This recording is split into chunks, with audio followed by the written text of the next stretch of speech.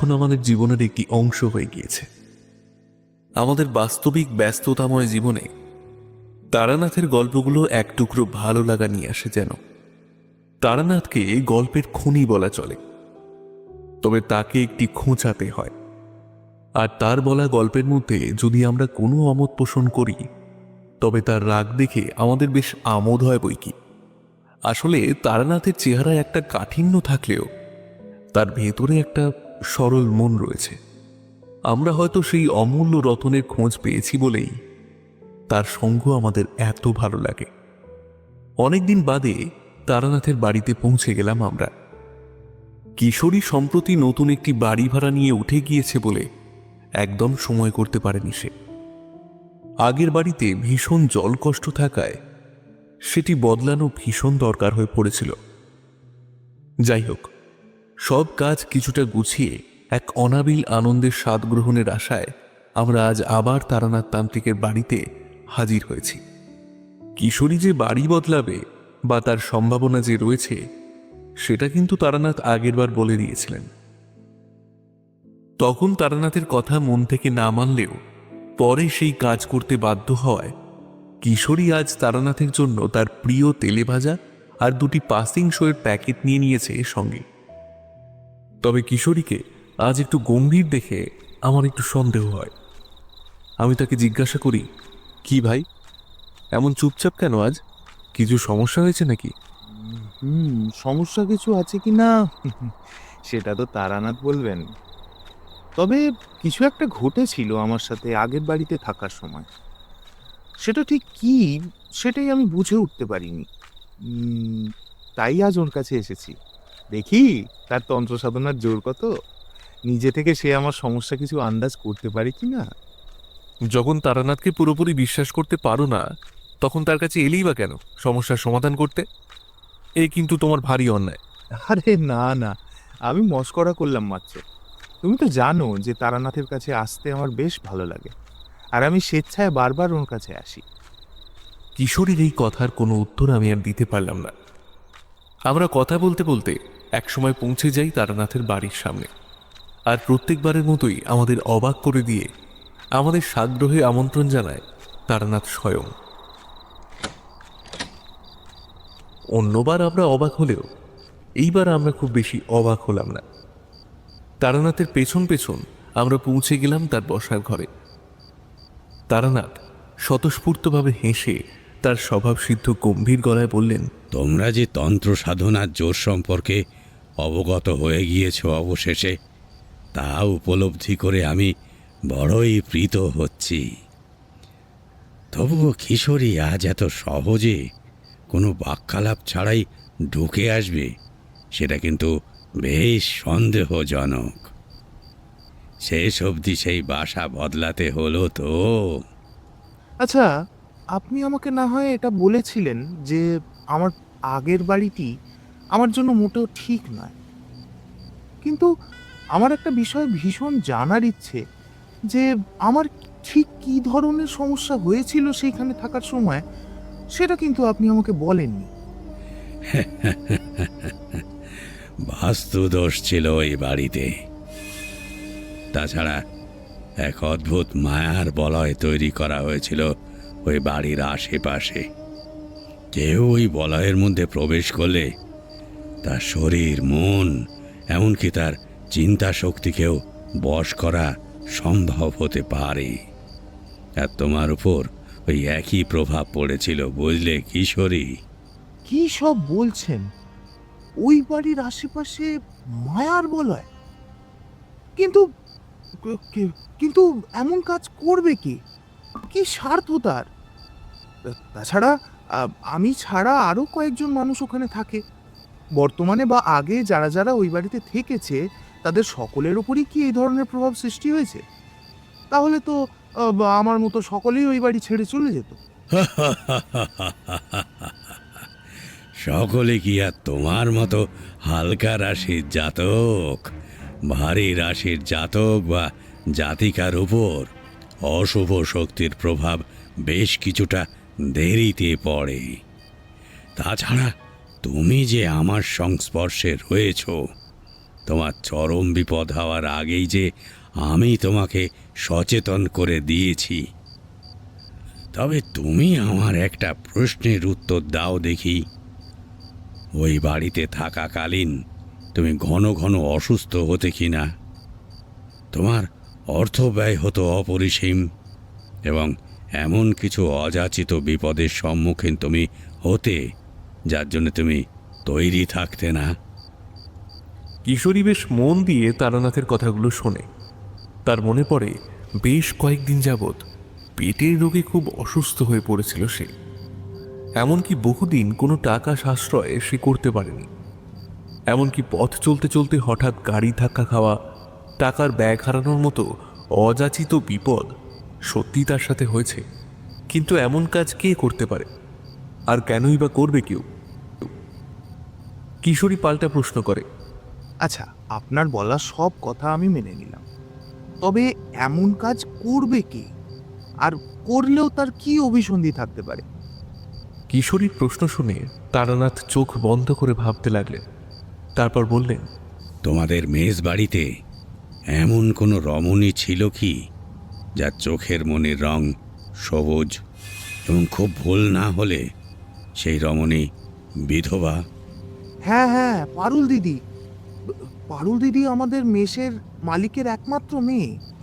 শুনেছি খুব অল্প বয়সে তার বিয়ে হয়েছিল, তবে 2 বছরের মধ্যেই স্বামী মারা যায়, এবং তারপর থেকেই পারুলদি তার বাপের বাড়ি অর্থাৎ আমাদের মেস বাড়ির ওপর তলায় তার বাবা মায়ের সাথে থাকতে শুরু করে।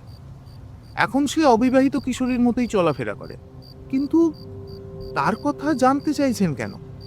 পারুলদি আমাদের অত্যন্ত স্নেহ করতেন, অনেক সময় অনেক কিছু রান্না করে আমাদের মেসে পাঠিয়ে দিতেন। তার কথা আপনি জানতে চাইছেন কেন? মানুষের চরিত্র বড়ই জটিল, বুঝলে কিশোরী? এত সহজে কোনো সমাধানে চলে আসা যায় না। তবে আমার দৃঢ় ধারণা সেই রমণী কোনো এক নিম্নতন্ত্র সাধনায় পারদর্শী। সেই সাধনা সে কোথা থেকে রপ্ত করেছে তা আমার কাছে অজানা। তবে নিজের অনেক স্বাদ আহ্লাদ পূরণ হয়নি বলেই হয়তো সে এই ধরনের সাধনা রপ্ত করেছে।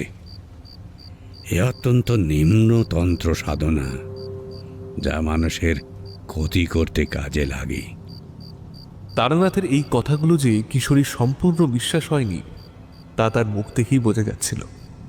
কারণ পারুল দিদি ভীষণ শান্ত স্নিগ্ধ একজন মানুষ। তার সাথে যে কেউ একবার সাক্ষাৎ করলে তার বারবার পারুল দিদির সাথে সাক্ষাৎ করার ইচ্ছে হবে। এমনকি ওই বাড়ি ছেড়ে দিলেও কিশোরীর নিজেরও ওই বাড়িতে আবারও ফিরে যেতে ইচ্ছে করে, শুধুই পারুল দিদির জন্য। তাই তারানাথের কথা শুনে একটু থমকে যায় কিশোরী। এই ধরনের সাধনার নিয়ম ভারী অদ্ভুত এবং বর্বরচিত। তবে একটা নির্দিষ্ট সময় এবং স্থানের গণ্ডি পেরিয়ে এই তন্ত্র সাধনার জোর থাকে না, এটাই যা বাঁচোয়া। তুমি এখন সম্পূর্ণ মুক্ত, কাজেই আর ভয় পেয়ে লাভ নেই। তবে একটা প্রক্রিয়া করলে ভবিষ্যতে তোমাকে সেই মায়া শক্তির কুপ্রভাব কোনোভাবেই স্পর্শ করতে পারবে না। কিশোরীর অবচেতন মনে পারুল দিদিকে নিয়ে একটা দুর্বলতা তৈরি হয়েছে। সেটা হয়তো কিশোরী নিজেও জানে না।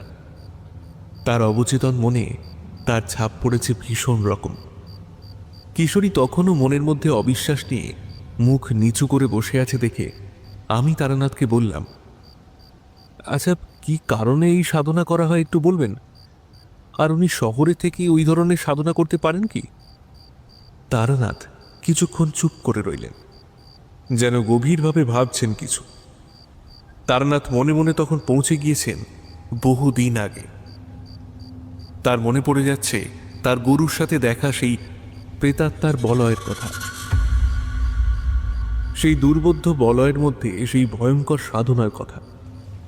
তবে তারানাথ সেই সব কথা কিছু না বলে একটু হেসে বললেন, এর সাধনা করতে কোনো বিশেষ স্থানের প্রয়োজন হয় এটা তোমাকে কে বলল? হুম, আমি তো প্রতিদিন সাধনা করি। আমি কি কোথাও যাই রোজ? তবে আমার ধারণা সেই রমণী নিশ্চয়ই কোথাও যেত, কারণ সে যেই ধরনের তন্ত্র সাধনা করে তার জন্যে সঠিক প্রশিক্ষণ দরকার। আর এই শহরের আবহে ওই ধরনের সাধনা করা এক প্রকার অসাধ্য। আহম, তুমি তুমি একটু ভালো করে ভেবে দেখো তো, তোমার কিছু মনে পড়ছে কি না? কিশোরীর কিছু একটা মনে পড়ায় উত্তেজিত হয়ে পড়ে। সে জায়গা ছেড়ে তড়াক করে লাফিয়ে উঠে বলে, হ্যাঁ হ্যাঁ, যেত যেত। মাঝে মাঝে সে তার গুরুদেবের আশ্রমে যেত। তবে সেই আশ্রম কোথায় সেটা আমি কোনোদিনও জিজ্ঞাসা করিনি। খুব ঘন ঘনই যেত সে তার গুরুদেবের আশ্রমে। আমার আশঙ্কা সম্পূর্ণ সত্য। তো আমি যদি ভুল না করে থাকি, তবে সেই রমণী তার গুরুর আস্তানায় গিয়ে ওই বিশেষ সাধনা করে। আর আমার ধারণা প্রত্যেক মাসেই ওই রমণী তার গুরুর আস্তানায় যায়। আপনি জানলেন কি করে যে সে প্রত্যেক মাসেই যায়? এই সাধনার বিশেষ উপকরণ যোগান দিতে যায়। এক কথায় তোমাদের ওই সাধনার সম্পর্কে সব কথা ব্যক্ত করতে পারবো না। অনেক উপমা, অনেক যুক্তি দিয়েই বোঝানো সম্ভব। কিশোরী আর আমি একবার চোখে চোখে কথা বলে নিলাম। তারপর আমি সাহস করে বললাম, কিশোরীর বিপদ যখন কেটেই গিয়েছে আর সে যখন ওই মেজবাড়ি থেকে চলেই এসেছে, তাহলে তো তার আর কোনো ভয় নেই। তাহলে আপনি আমাদের ওই বিশেষ তন্ত্র সাধনার উপর একটি গল্প বলুন না হয়, আমাদেরও জানা হয়ে যাবে ওই বিশেষ তন্ত্র সাধনা সম্পর্কে। আমি গল্প বলি না, নিজের জীবনের উপলব্ধি থেকে বিশেষ কিছু ঘটনার বর্ণনা করি মাত্র। হ্যাঁ হ্যাঁ, ওই ওই ঘটনাটাই শুনতে চাইছি। বেশ, তবে বাড়ির ভেতর থেকে তামাক সেজে নিয়ে আসি বরং। চারিকেও বলেই তোমাদের জন্যে চা পাঠিয়ে দিতে।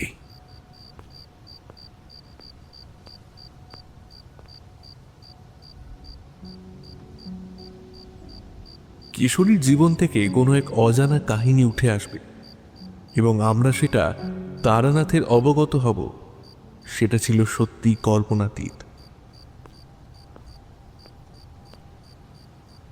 যাই হোক, কিছুক্ষণের মধ্যেই তারানাথ তামাক সেজে নিয়ে এসে তার তক্তপোষের ওপর বেশ আরাম করে বসলেন। তার পেছন পেছন চারিও ঘরে ঢুকল চায়ের কাপ হাতে। আমাদের চা দিয়ে চুপচাপ সে বেরিয়ে গেল ঘর থেকে। তারানাথ আরাম করে তামাকে টান দিয়ে টান টান হয়ে বসলেন। তারপর গম্ভীর গলায় শুরু করলেন এক অভিনব কাহিনী। তিনি বললেন, তন্ত্র সাধনার অনেক বিভাজন রয়েছে। সেই বিভাজন তৈরি হয়েছে মতান্তর বিশ্বাস থেকে। আবার সাধনার উদ্দেশ্যের উপরেও বিভাজন সৃষ্টি হয়েছে বিশেষভাবে।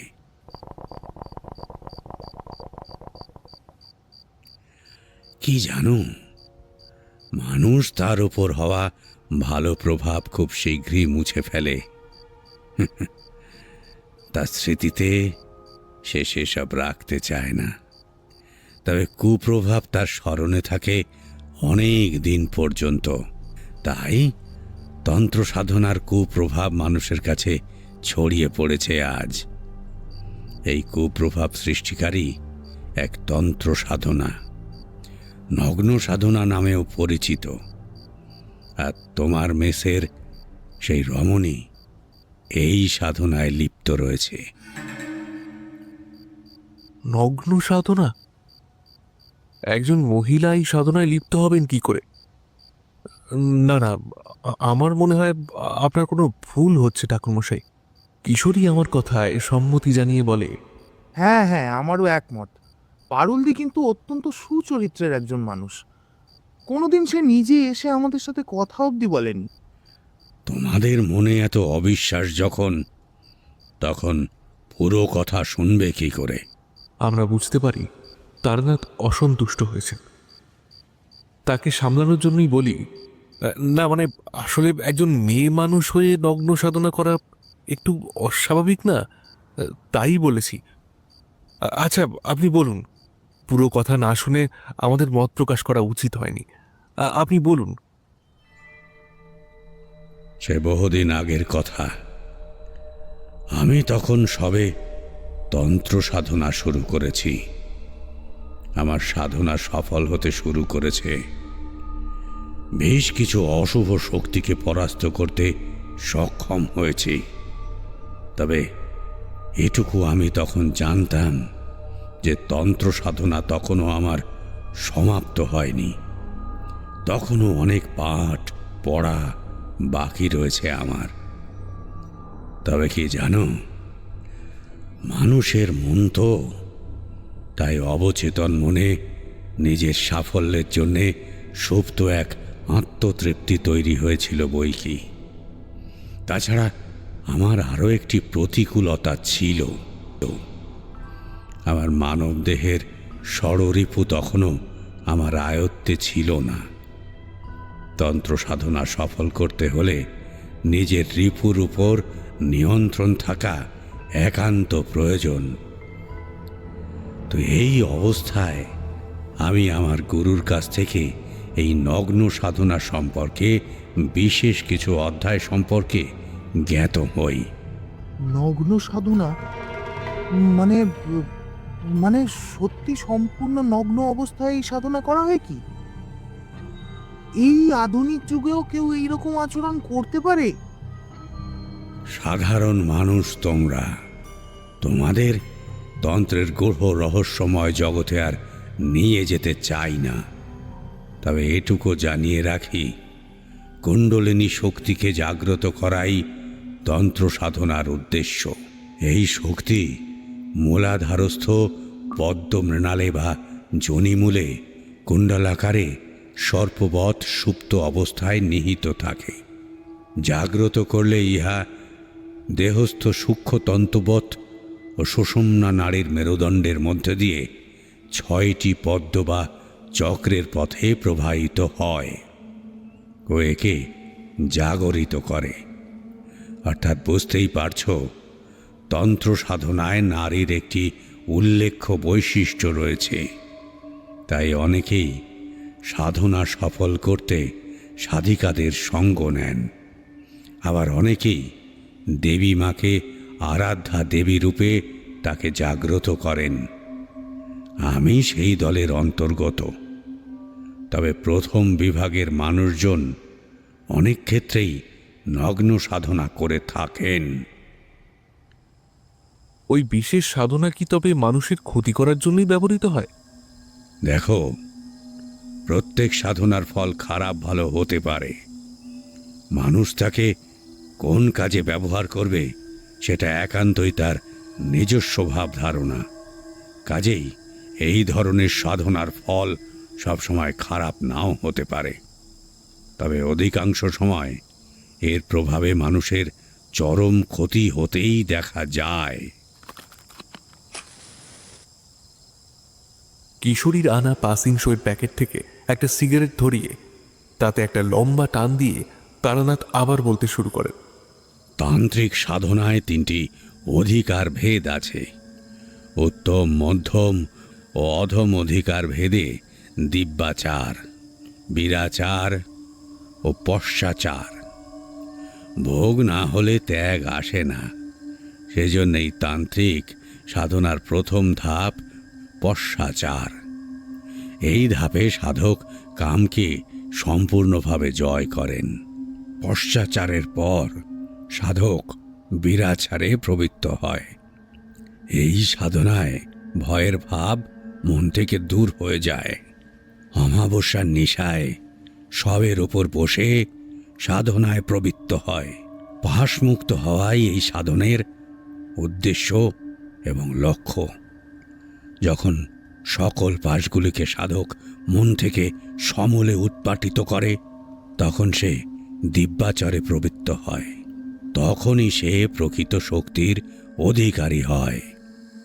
আমি তখন বীরাচার শিক্ষা রপ্ত করতে উদ্যত হয়েছি। হ্যাঁ, ভীষণভাবেই উদ্যত হয়েছি।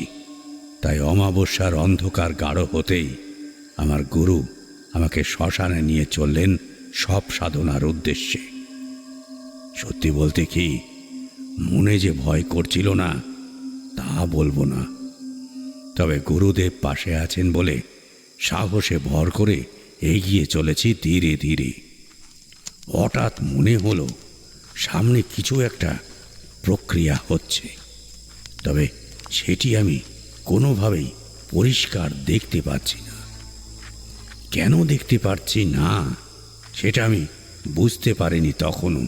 কোনো ঘষা কাচের মধ্য দিয়ে দেখলে যেমন অপরিষ্কার একটা প্রতিচ্ছবি আমরা দেখতে পাই, ঠিক ঠিক যেন তেমনটাই একটা প্রতিচ্ছবি আমি দেখতে পাচ্ছিলাম। সেখানে যাওয়ার আগে আমার গুরুদেব আমাকে বহুবার সতর্ক করেছেন যে আমি সেখানে অনেক কিছু দেখতে পাব, যার বিচার কোনো যুক্তি দিয়ে করা সম্ভব নয়। তবু কৌতূহলবশত বারবার সেই দিকেই আমার দৃষ্টি আকর্ষণ হচ্ছিল।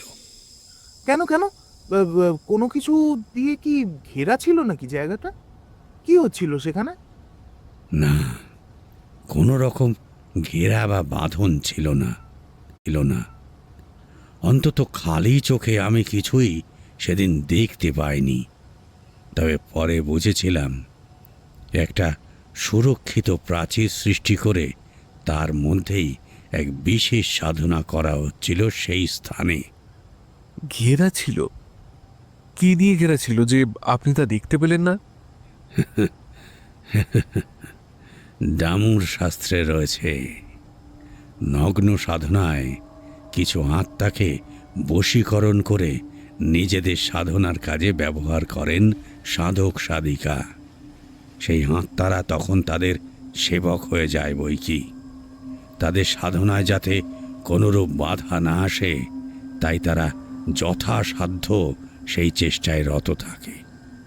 কাজে বুঝতে পারছো যে কিসের বাঁধনের মধ্যে দিয়ে সেই সাধনা চলছিল। মানে আপনি বলতে চাইছেন যে আত্মাদের দিয়ে একটি সুরক্ষার বলয় তৈরি করে সেখানে সাধনা করা হয়? বলতে চাইছি না, তাই হয়েছিল। তবে সেই আত্মারা অন্য মানুষদের পক্ষে যথেষ্ট হানিকর। এমনকি কারুর প্রাণ কেড়ে নিতেও তারা পিছু পা হয় না। তাহলে তাহলে তারা আপনার বা আপনার গুরুর কোনো ক্ষতি করলো না কেন? মূর্খের মতন কথা বলছো কিশোরী। আমার গুরুকে জানো? তিনি পিশাচ সিদ্ধ একজন মহাপুরুষ। তাকে কিছু নিম্ন শ্রেণীর প্রেত কি করবে? আজ কিশোরী প্রথম দিকে একটু চুপ ছিল, কারণ তারানাথ তার জীবনের একটি ভয়ানক সমস্যা সুরাহা করতে সক্ষম হয়েছেন বলে। তবে ধীরে ধীরে কিশোরী তার স্বভাবসিদ্ধ চঞ্চলতায় ফিরে আসছে, সেটা আমি বুঝতে পারি। কিশোরীর এই প্রশ্নে যে তারানাথ যথেষ্ট ক্ষুণ্ণ হয়েছেন, সেটি তার মুখ দেখলেই বোঝা যাচ্ছিল। আমি এও বুঝতে পারলাম যে এক্ষুনি আমি হাল না ধরলে ভয়ানক কোনো ঘটনা ঘটতে পারে।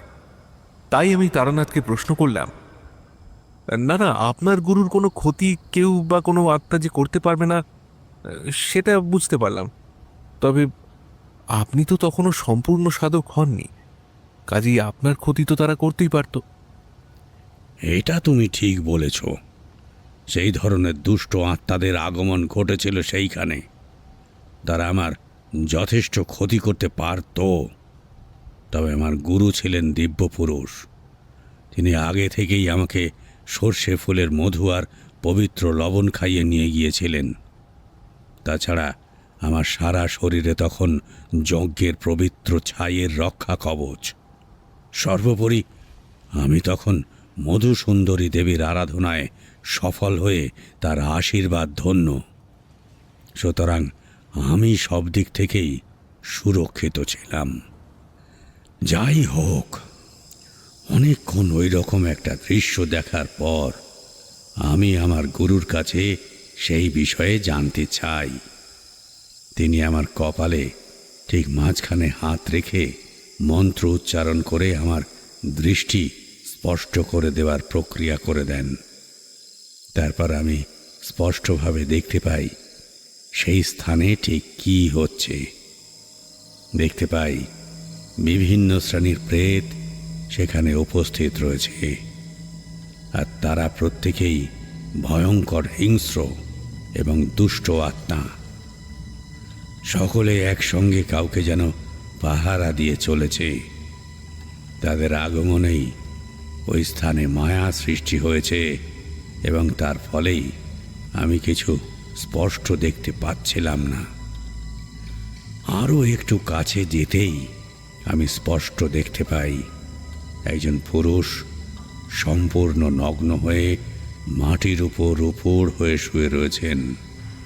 তার হাত দুটো জড়ো করে রাখা, অর্থাৎ তিনি কোনো দেবতার আরাধনা করে চলেছেন। তবে তার উপর সম্পূর্ণ নগ্ন হয়ে ধ্যানভঙ্গিতে বসে রয়েছেন একজন নারী। কপালে তার লাল সিঁদুরের টিপ, আর গলায় লাল রঙের পাথরের মালা ব্যতীত কিছুই ছিল না। সেই রমণী চোখ বন্ধ করে এক দুর্বোধ্য কোনো মন্ত্রসোচ্চারে বলে চলেছেন। সেই দৃশ্য যে কতটা ভয়ঙ্কর ছিল তোমরা নিজের চোখে না দেখলে উপলব্ধি করতে পারবে না।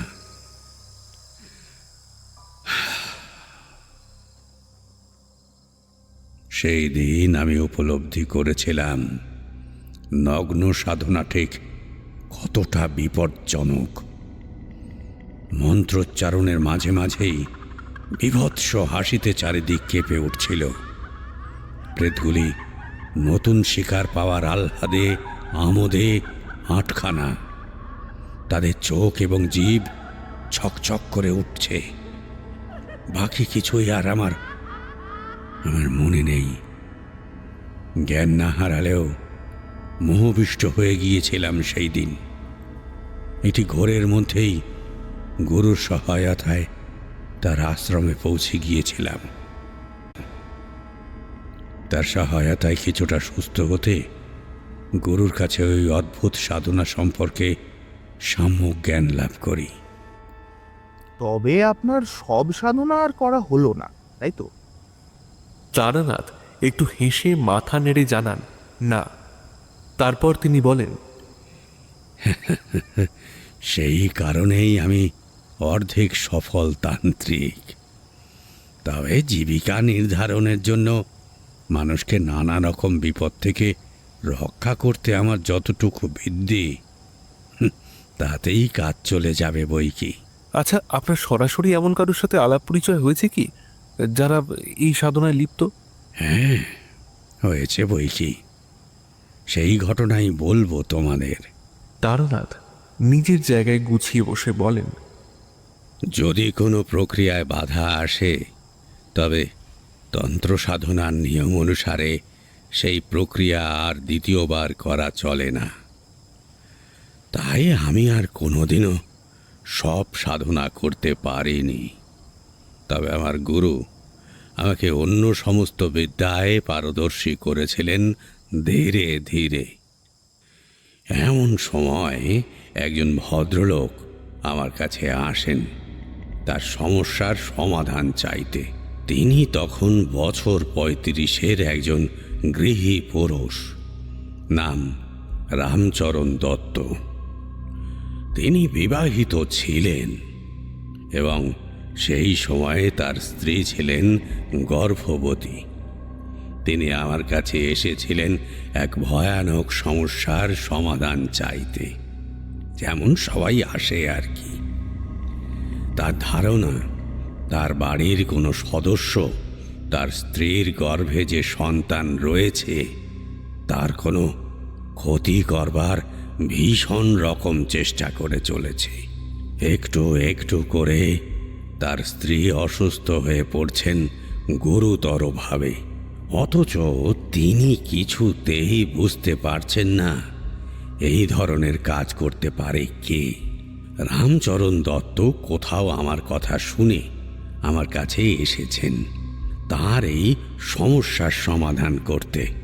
আমি তার দিকে খুব ভালো করে তাকিয়ে দেখলাম তার চোখে মুখে আতঙ্কের ছায়া স্পষ্ট।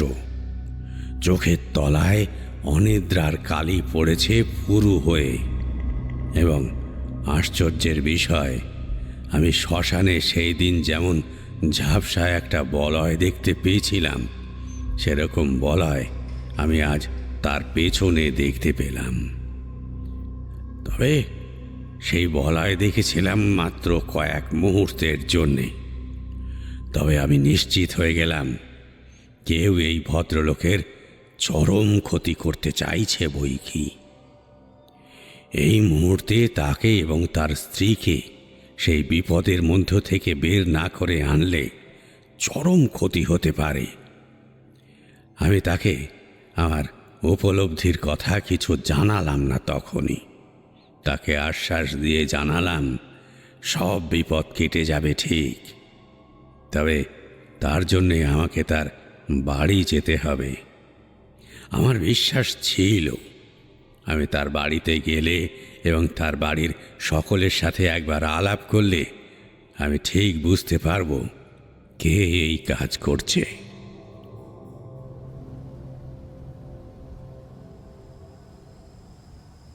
একটানা কথা বলে একটু চুপ করলেন তারানাথ। আমরাও ধৈর্য ধরে অপেক্ষা করলাম। আসলে সেই ঘটনার সাথে কিশোরীর সরাসরি যোগ না থাকলেও পরোক্ষভাবে রয়েছে, সেই ঘটনা শোনার জন্য আমরা অপেক্ষা করতেই পারি। একটু দম নিয়ে তারানাথ আবার গল্প বলা শুরু করলেন। তিনি বললেন, যাই হোক, সেই মতোই পরের দিন আমি রামাচরণ দত্তের বাড়িতে পৌঁছিয়ে যাই।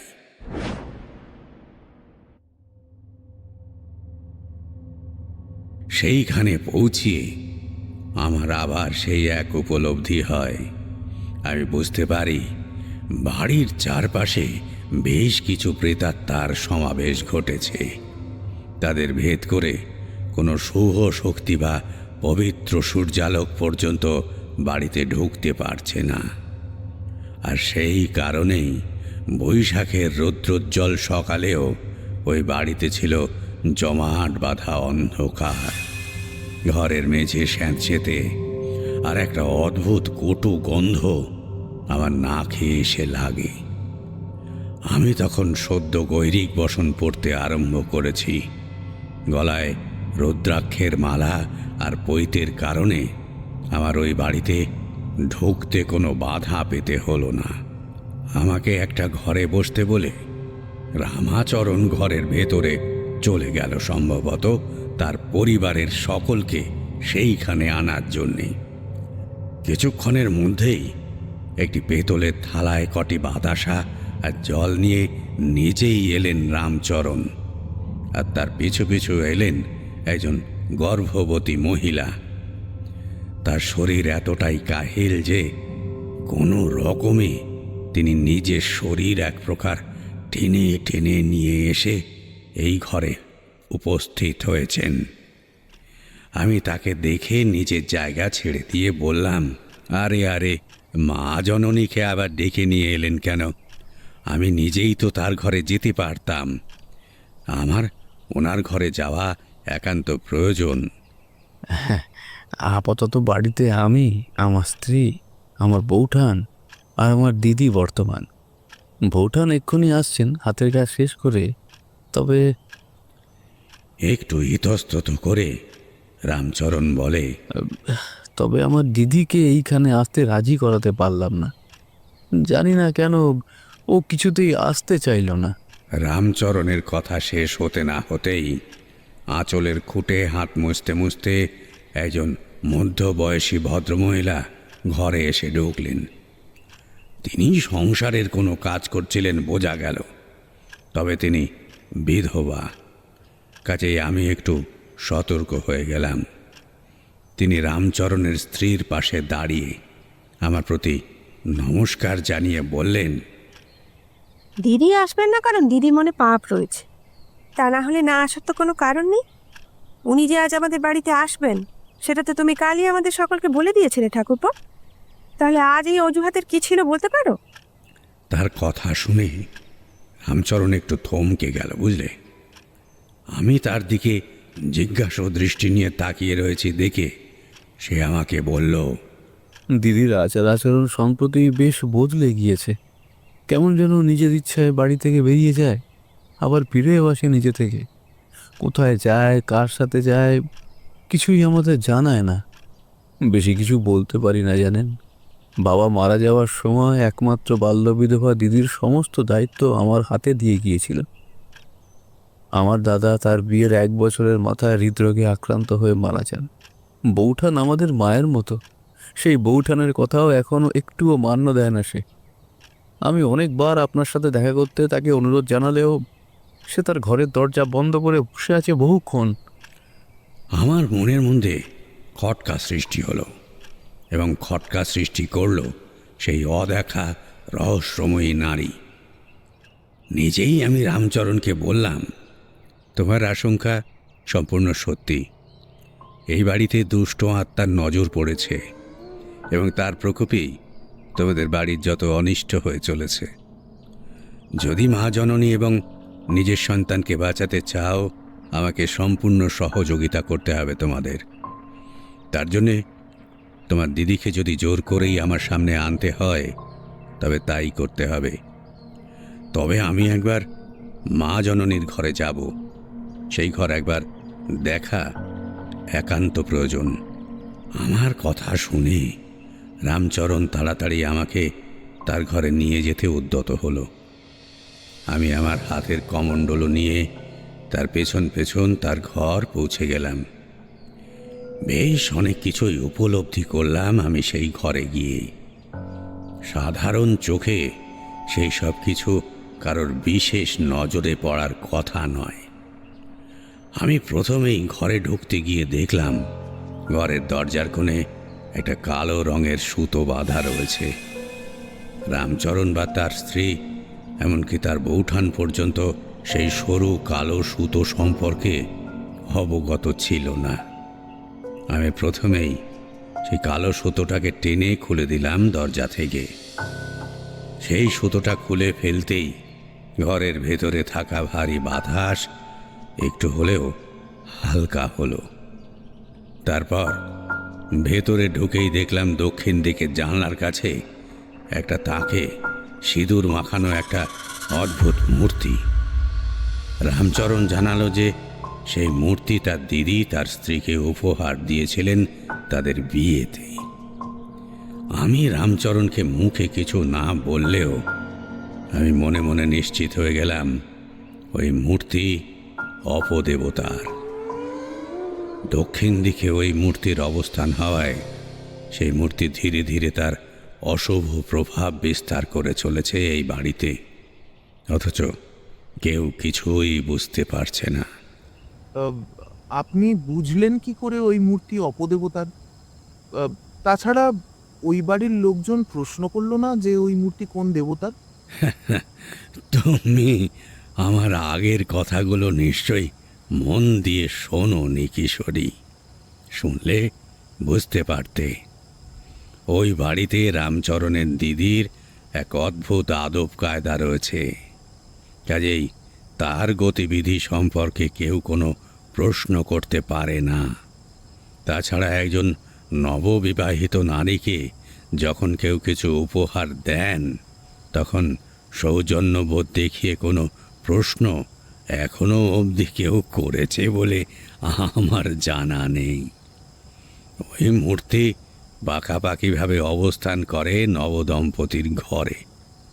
তারানাথ গলা পরিষ্কার করে গম্ভীর গলায় বলেন, এমন অনেক অপদেবতা রয়েছেন, বা ধরে নাও এমন অনেক পূজার রীতি রয়েছে যেখানে নারীর সাথে সহবাস করলে সেই দেবতা সন্তুষ্ট হন বা সেই পূজার রীতি সম্পন্ন হয়। এই দেবতার পূজার রীতির মধ্যেও এমনটি ছিল। নবদম্পতির ঘরে সেই মূর্তি অবস্থান পাওয়ায় সেই পূজার রীতি সম্পূর্ণভাবে পূরণ হচ্ছিল। তবে তবে বাঁধ সাধল রামচরণের স্ত্রীর গর্ভাবস্থা। আমি আর কিশোরী একটু ইতস্তত করছিলাম। সত্যি বলতে তারানাথ এমন প্রসঙ্গ কোনোদিন আমাদের সামনে উত্থাপন করেননি। আজ হয়তো গল্পের স্বার্থেই তাকে এই কথাগুলো বলতে হচ্ছে বই কি। তবে তিনিও যে যথেষ্ট অস্বস্তি বোধ করছেন সেটা তাকে দেখে বোঝা যাচ্ছিল। আমরা অযথা কথা বাড়িয়ে আর গল্পের মধ্যে বাধা সৃষ্টি করলাম না। তারানাথ একটু দম নিয়ে বলতে শুরু করলেন। আমার যা বোঝার আমি বুঝতে পেরে গিয়েছিলাম ওই ঘরে ঢুকেই। তবে রামচরণের দিদি যে যথেষ্ট শক্তিশালী একজন তন্ত্রসাধিকা সেটাও আমি বুঝতে পেরে গিয়েছিলাম। কাজেই আমার একার পক্ষে তার বিরোধিতা করা প্রায় অসম্ভব ছিল। আমি আমার গুরুর সাহায্য প্রার্থনা করব ঠিক করলাম। তবে রামচরণের বাড়ি থেকে ফিরে যাওয়ার আগে রামচরণের দিদিকে একবার নিজের চোখে দেখতে পারলে বড়ই ভালো হতো। এই কথা ভেবে আমি একটা কৌশল বার করলাম। আমার হাতে থাকা কমণ্ডলের মধ্যে যে পবিত্র জল ছিল সেটি চতুর্দিকে ছিটিয়ে দিতে শুরু করলাম। আমি জানতাম কোনো পাপিষ্ঠা বা দুরাত্মা ওই মন্ত্রপ্রুত জলের চারপাশে টিকতে পারবে না। আমি ইচ্ছে করেই রামচরণের দিদির ঘরের বন্ধ দরজার কাছে বেশ খানিকটা জল ছিটিয়ে দিলাম। আর তাতে ফল হলো প্রায় সাথে সাথে। ভেতর থেকে চিৎকার করে দুম করে দরজাটা খুলে বেরিয়ে এলেন সেই স্ত্রীলোক। তাকে যে ঘর থেকে বের করে আনা হয়েছে সেটা সে ভালোই বুঝতে পেরেছিল। তাই আমার মুখোমুখি এসে রাগে কাঁপতে থাকলেন শুধু। কিন্তু তার মুখটা আমার ভীষণ পরিচিত মনে হলো। কিছুতেই আমি মনে করতে পারলাম না আমি ঠিক তাকে কোথায় দেখেছি। তবে তার চোখের মধ্যে যে হিংস্র সাপদের ছায়া স্পষ্ট, তার মানবী রূপের আড়ালে যে ভয়ঙ্কর দানবী বসবাস করছে সেটা আমি বুঝতে পারলাম তখনই। আর বুঝতে পারলাম এই বাড়ির সকল অমঙ্গলের জন্যে এই নারী দায়ী। আমি তাকে কিছু না বলে রামচরণের কাছ থেকে বিদায় নিয়ে ফিরে এলাম। তাকে আশ্বস্ত করলাম এবাড়ির সকল অমঙ্গল আমি দূর করব। তার জন্যে যা যা করার দরকার তোমাকে আমি পরে সব জানাবো। তারপর তারপর কি করলেন? আর আপনার কি মনে পড়েছিল রামচরণের দিদিকে আপনি কোথায় দেখেছিলেন? আমি প্রশ্ন করলাম তারানাথকে। তারানাথ মাথা নেড়ে জানালেন, মনে পড়েছিল, হ্যাঁ মনে পড়েছিল। তবে অনেক দিন পরে বলছি সেসব কথা। আমি রামচরণের বাড়ি থেকে সোজা পৌঁছে গেলাম আমার গুরুর আশ্রমে। তাকে সবিস্তারে সব কথা বলায় তিনি চোখ বন্ধ করে অনেকক্ষণ বসে রইলেন। তারপর আমার হাতে 3টি মাদুলি দিয়ে আমাকে আজ্ঞা দিলেন তখনই একবার রামচরণের বাড়িতে গিয়ে রামচরণ, তার স্ত্রী এবং তার বৌঠানকে ওই লাল সুতোয় বাঁধা মাদুলি পরিধান করতে বলার জন্যে। আর 2 দিন বাদে অমাবস্যার রাতে তাদের সকলে বিপদমুক্ত হবেন এই কথাটা বলার জন্যে তিনি আমায় আজ্ঞা দিলেন। অমাবস্যায় কি হয়েছিল তারপর? বিপদ কেটেছিল সেই বাড়ির? শুভ অশুভ শক্তির যে যুদ্ধ সেই দিন আমি নিজে প্রত্যক্ষ করেছিলাম। সেই কথা মনে পড়লে আমার এখনো শিহরণ জাগে।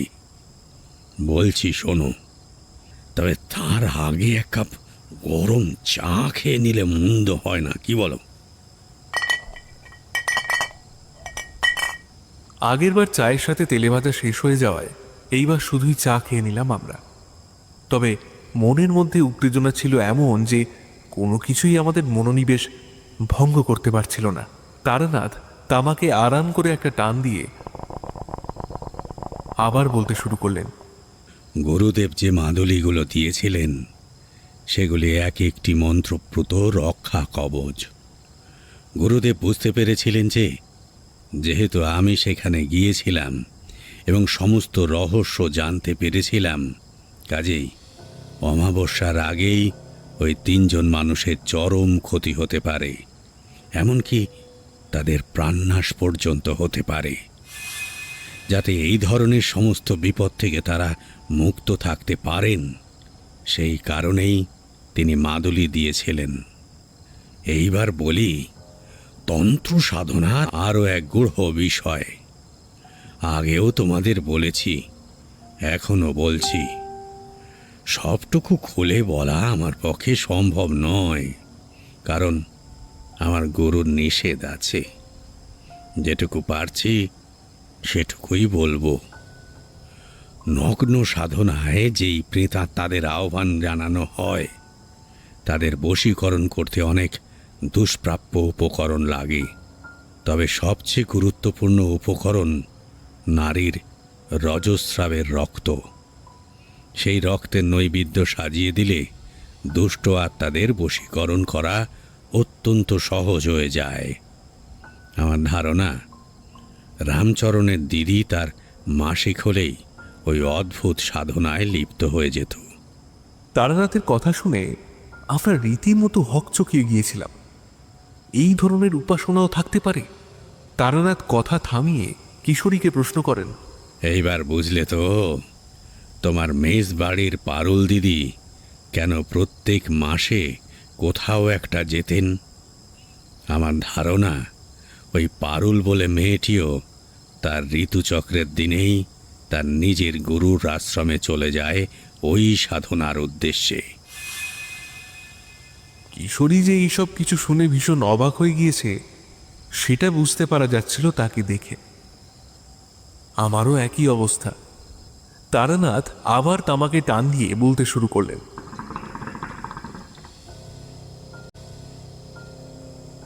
অমাবস্যার রাতে এক বিশেষ যজ্ঞের আয়োজন করলেন আমার গুরুদেব।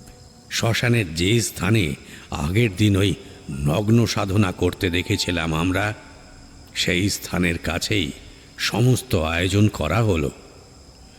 আমি প্রথমে বুঝতে পারিনি ওই স্থানে যজ্ঞ করবার ঠিক কী কারণ থাকতে পারে, তবে পরে সবটাই বুঝতে পেরেছিলাম। যাই হোক, সমস্ত আয়োজন সেরে আশ্রমে পৌঁছিয়ে দেখি রামচরণ মুখ কাচুমাচু করে বসে রয়েছে। তাকে দেখে আমি প্রথমটায় একটু ঘাবড়ে গিয়েছিলাম। ভাবলাম কারোর কোনো বিপদ ঘটল কি না, কিন্তু রামচরণ জানালো সেই দিন ভোরে তার দিদি বাড়ি ছেড়ে চলে গিয়েছে। কোথায় গিয়েছে বলে যায়নি, তবে সে যে আর ফিরে আসবে না সেটি জানিয়েছে। আমি মনে মনে বুঝতে পারলাম এই সব কিছুই রামচরণ ও তার পরিবারকে চোখে ধুলো দেওয়ার প্রতিক্রিয়া, বই কিছুই নয়। যে নারীর এত বৈষয়িক মায়া, সে সব কিছুর মায়া ত্যাগ করে যাবে না, এ তো সহজ। রামচরণকে আশ্বস্ত করে বাড়ি পাঠালাম, কারণ আমি জানতাম আজ রাত্রে তাদের বাড়ির ওপর থেকে সব কালো ছায়া সরে যাবে নিশ্চিত। একটু থেমে তারানাথ আবার বললেন, সেই রাতে যথাসময়ে গুরুদেবের সাথে আমি পৌঁছে গেলাম যজ্ঞস্থলে। তবে সেইখানে গিয়ে গুরুদেবের ব্যবস্থাপনা দেখে আমি যথেষ্ট অবাক হয়ে গেলাম। দেখলাম সেইখানে 4টি দেওয়াল তোলা হয়েছে অস্থায়ীভাবে, তবে সেই মুহূর্তে দেয়ালগুলো লাল কাপড় দিয়ে ঢাকা রয়েছে। বুঝতে পারলাম 4 দেওয়াল দিয়ে ঘেরা জায়গার ভেতর ঢুকে আমাদের যজ্ঞ করতে হবে। তবে কী কারণে এমন ব্যবস্থা করা হয়েছে সেটা তখনও আমার বোধগম্য হলো না। দেওয়াল কেন? আসলে তন্ত্র সাধনার সূক্ষ্ম নিয়মগুলি সাধারণ মানুষের পক্ষে বোঝা মোটেও সোজা নয়। তাই প্রথমে আমি সেই রহস্যের কিছুমাত্র বুঝতে পারলাম না, তবে ধীরে ধীরে সবটুকু বুঝতে পারলাম আমি। সঠিক সময়ে যজ্ঞের আগুন প্রজ্বলিত করে যজ্ঞ শুরু করলেন গুরুদেব। তার স্পষ্ট মন্ত্রোচ্চারণে চারিদিক ঘম ঘম করছিল। বাতাসে ঘৃত, মধু, ফুল, বেলপাতা অগ্নিতে সংযোগ করবার বিশুদ্ধ গন্ধে ভরপুর হয়ে উঠল চারিধার। আমি ছিলাম আমার গুরুদেবের সহায়ক। তিনি আমাকে যা যা নির্দেশ দিচ্ছিলেন আমি সেই অনুসারে সব কিছু করছিলাম। সব কিছুই স্বাভাবিক ছিল ততক্ষণ। তবে হঠাৎ একটা অদ্ভুত গন্ধ নাকে আসতেই গুরুদেব আমাকে নির্দেশ দিলেন ইশারায়। তার ইশারা বুঝে আমি নিজের স্থান থেকে উঠে একবার বাইরের দিকে দেখবার চেষ্টা করলাম। গুরুদেবের নির্দেশ ছিল তিনি যতক্ষণ না বলবেন ততক্ষণ ওই অস্থায়ী দেওয়ালের ঘোরটো পেরিয়ে আমি যেন না বেরিয়ে যাই। সেইখান থেকেই আমি দেখতে পেলাম সেই দিনে সেই রকম অপরিষ্কার একটা বলয় তৈরি হয়েছে ঠিক আমাদের যজ্ঞস্থলের উপরের দিকেই, এবং সেইখান থেকে ঠিক আগের দিনের মতোই কিছু দুর্বোধ্য মন্ত্র সেই বলয়ের ভেতর থেকেও ভেসে আসছে। আমি গুরুদেবকে সবটুকু বলতে গেলে তিনি ইশারায় আমাকে থামতে বললেন।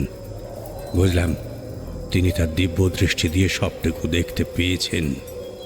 তবে আজ সেই মন্ত্রোচ্চারণ অনেক স্পষ্ট, জোরালো এবং ভয়ঙ্কর। আমি তাই একটু শঙ্কিত হয়ে পড়লাম। আসলে তখনও যে আমার শিক্ষা সম্পন্ন হয়নি, কাজেই আমার ভীত সন্ত্রস্ত হওয়াটাই স্বাভাবিক ছিল। তবে আমি বুঝতে পারলাম যে আজ ওই শ্রেণীর তন্ত্র সাধনার বিরুদ্ধে আমাদের যজ্ঞ করতে হবে। তার ফলে যে আমাদের যথেষ্ট বাধা পেতে হবে সেটাও আমি বুঝতে পারলাম। তবে সেই বিরোধিতা যে এই পরিমাণে হবে সেটা আমি আন্দাজও করতে পারিনি। কেন কেন কি ধরনের বিরোধিতা উপলব্ধি করলেন? প্রেতগুলো বুঝি আপনাদের উপর হামলা করলো? কিশোরী বোধ হয় একটি মশকরা করেই কথাটা বলেছিল। তবে তারানাথ বোধ হয় কোনো মশকরা করার মতো মানসিক অবস্থায় নেই। তাই কিশোরীর খোঁচা সম্পূর্ণ উপেক্ষা করে তিনি বললেন, কতকটা সেরকম হতো যদি না গুরুদেব থাকতেন। গুরুদেবের যজ্ঞের আগুন তখন আকাশচুম্বী। মন্ত্র উচ্চারণ চলছে সোচ্চারে। অপরদিকে তারাও থেমে নেই। সেই দুর্বোধ্য মন্ত্র চলছে সমান তালে। কেউ সামনাসামনি কারোর বিরোধিতা না করলেও যজ্ঞের আগুনের তেজ দেখে এবং গুরুদেবের রক্তচক্ষু দেখে আমি বুঝতে পারছিলাম তিনি রীতিমতো তার শরীরের সমস্ত শক্তি একত্রিত করে এই যজ্ঞ সম্পন্ন করছেন।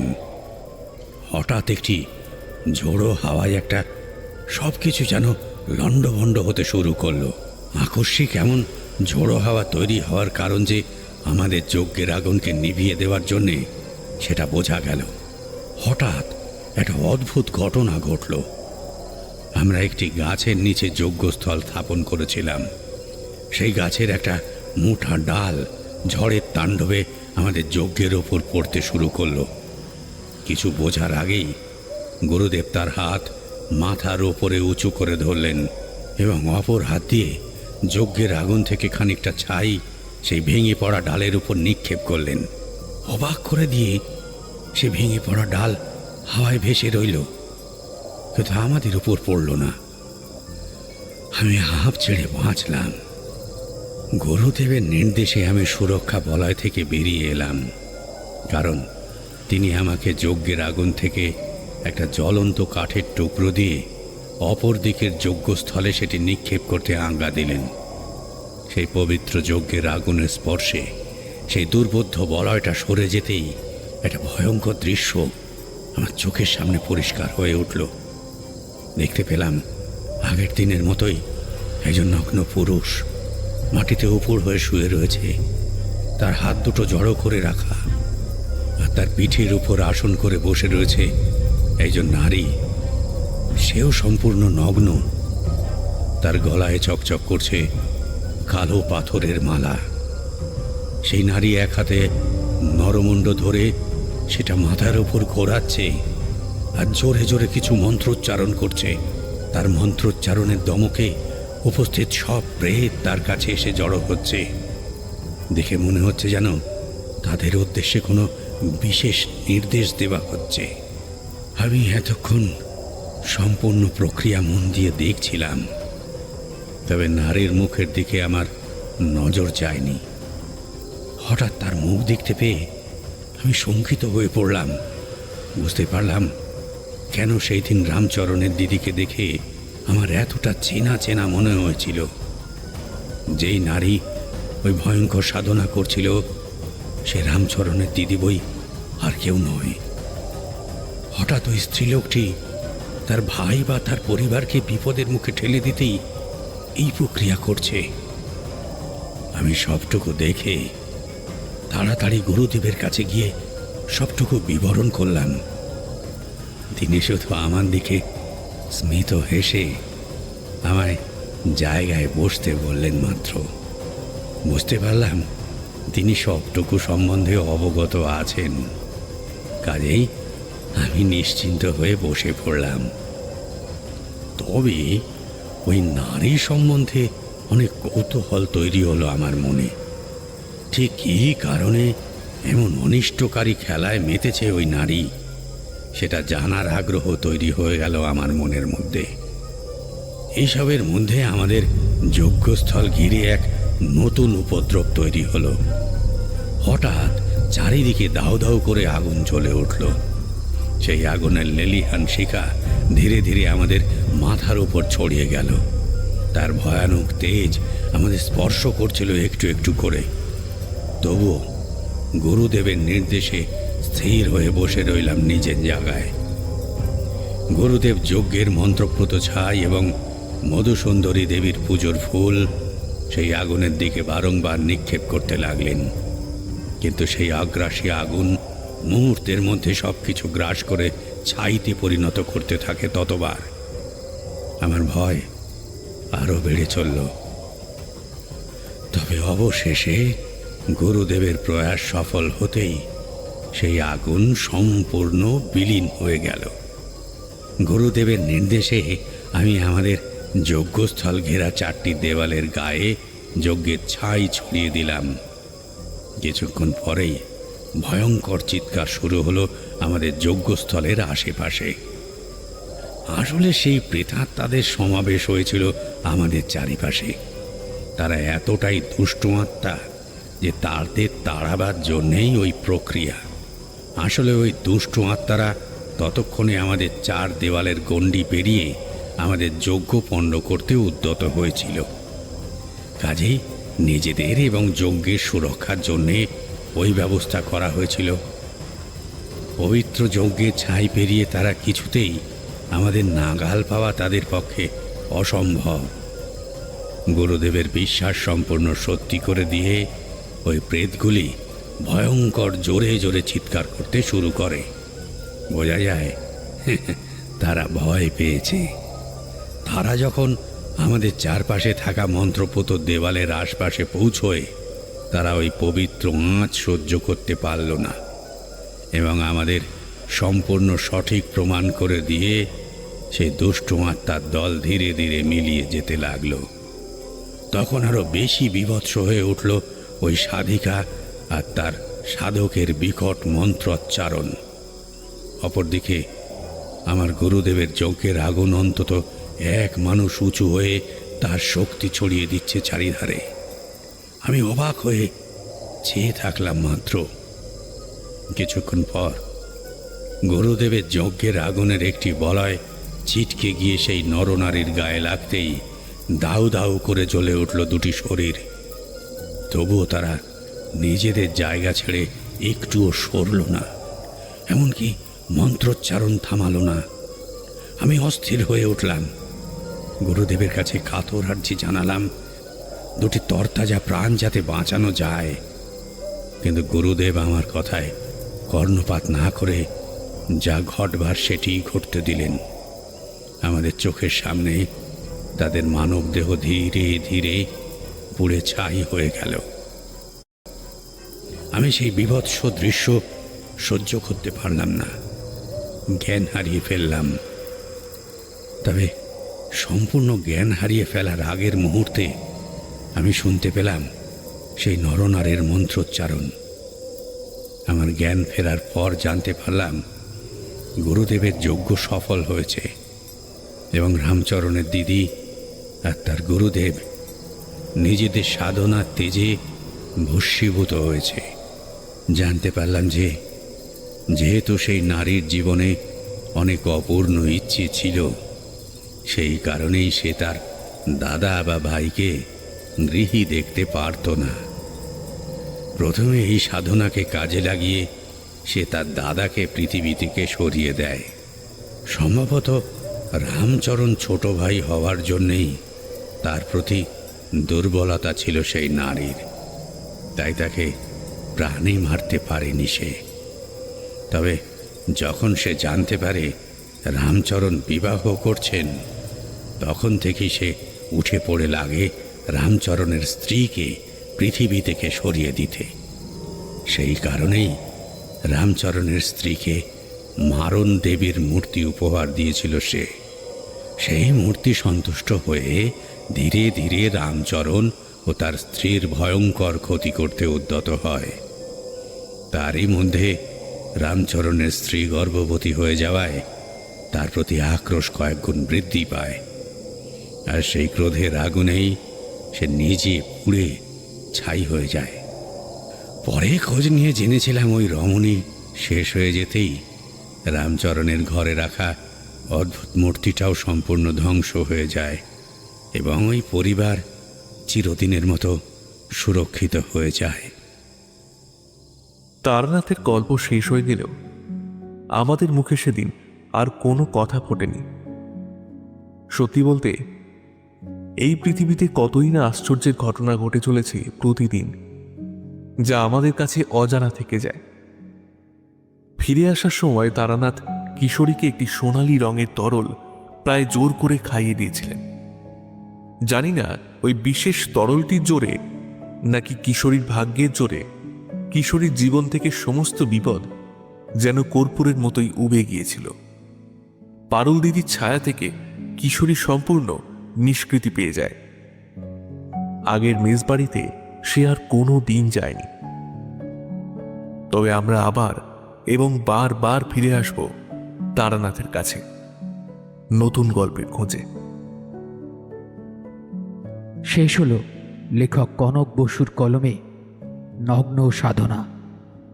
সমগ্র গল্প পাঠে ছিলেন দেবাঞ্জন, মূল চরিত্রে আস্তিক মজুমদার, শীর্ষেন্দু, পার্থ এবং অন্তরা। শব্দ সংযোগ করেছে সৌরিন, আবহ নির্মাণ করেছে সুজয়। সমগ্র নির্দেশনা, প্রচ্ছদ নির্মাণ এবং সূত্রধারের ভূমিকায় আমি রাকিব। গল্পটি কেমন লেগেছে অবশ্যই আমাদেরকে কমেন্ট করে জানান। আপনারা কী ধরনের গল্প শুনতে চান অবশ্যই সেগুলো জানাতে ভুলবেন না। তাহলে দেখা হচ্ছে পরবর্তী নিবেদনে। শুনতে থাকুন গল্পাসুর।